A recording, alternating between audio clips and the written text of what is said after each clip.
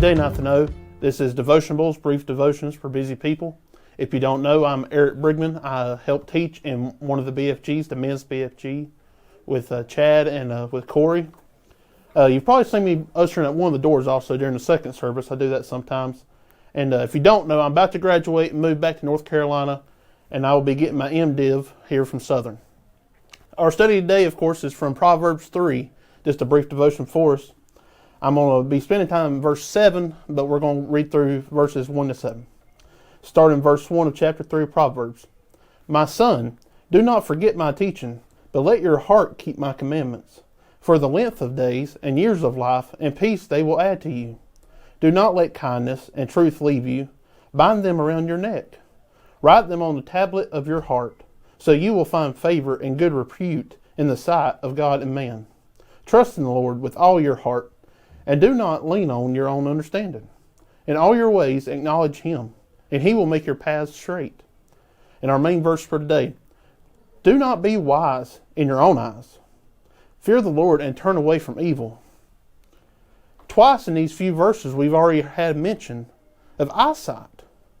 Now this is kind of important to me, and I focus on it myself. When I came to Not to Know, eyesight was a big reason. As many of you probably don't know, but I'm legally blind in my left eye. I didn't know Dr. Cook had sight problems. Well, in my 4 years being here at Southern, I've now been able to watch, kind of pay attention to how he moves things, how he sets his papers up, how he reads, everything. That was important to me. How much more important when it comes to God? And it says, do not be wise in your own eyes. Not in our eyesight. Oh no, we need to be wise in God's eyesight. Fear the Lord and turn away from evil. I was reminded when I read this verse of a story of this preacher from home. He passed away a good many years ago when I was in my childhood. But he lived to somewhere close to 115 years old. Now in his younger years, 98 years old, you know, a little kid asked this preacher, his name was Preacher Akers, is what we called him, said, what do I need to do that I can live that long? Well, of course, Preacher Akers, trying to mess with the kid, maybe have a little fun with him, said, well, I always tried to honor my father and my mother. That's how I tried to make my life longer. Of course, he was just messing with the kid, we know. But listen to what he said. Make sure of that. He always tried to honor his father and mother. So he's paying attention to what God views as important. See, God's wisdom is found through what He sees as wise. Not what we see as wise, but what He does. As we come to this text, what do we see here? It sees that we don't need to be worried about our wisdom. We don't need to be wise in our own eyes. Like every decision, every move we make, it's important. Everything we do, it shows how we view things. Of course, we can either let it puff us up, our decisions. If we're going with our wisdom, it puffs us up, want us to bring up our pride. It also takes away from us trusting in Him. I mean, this God is omniscient. He knows all. He knows what's coming ahead for us, and we have to rely upon Him. Of course, I've already told you, I can't trust my eyesight. I just got to be honest with you. But I'm talking about spiritual eyes, really. One that has been put in us by the Spirit who works in us. And they can be hindered by sin, by hidden sin in our hearts. They can be hindered by our conscience can be hindered. But listen to what Psalm 19:14 says. Let the words of my mouth and the meditation of my heart be acceptable in thy sight, O Lord, my strength and my Redeemer. It's not about being acceptable in our sight. No, it's about being acceptable in God's sight. Being wise in His eyes. When you think about your sin, when you think about what's going on, think about how does God view that sin. Now let's move to the second part of the verse.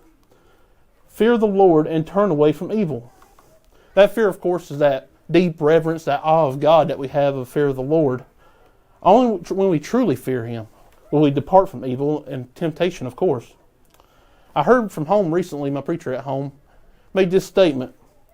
Until we see sin the way God does, will we be truly convicted and will we truly confess that sin to God? See, our conscience can be hindered. If we no longer can we try to be wise in ourselves. When you fully confess and you fully rely on God wherever He might lead you. Of course, we spent time on BFG this morning. We don't know what our next move is. We think maybe in our feelings we could think it, but we do have a word that's been given that we can go to. And He can teach us and He can show us what's right and where our wisdom is found. His commands are clear. We have seen them throughout Scripture. He has made it possible for us to have His Word. Of course, He's revealed it to us, that Spirit I was talking about earlier. But if there's a particular sin, speaking to us today, a particular sin you are struggling with, I'm struggling with, seek to find how God views it. Seek to see how you can confess it to Him, the way it needs to be confessed. And then see how He wants you to live out the right way. See what that wisdom is that you can find in Scripture. Truth is, Christ has accomplished redemption for us. He has atoned, as Christ went to the cross, He has atoned for every sin that has now been to those who have been saved and who will be saved. Truth is, God is the only one that knows what is coming ahead for us in the future. How could we look anywhere else for wisdom when He knows what's right around the corner? Let us ever seek to be wise in His eyes. Thank you, Nathan O. Hope you have a good day today.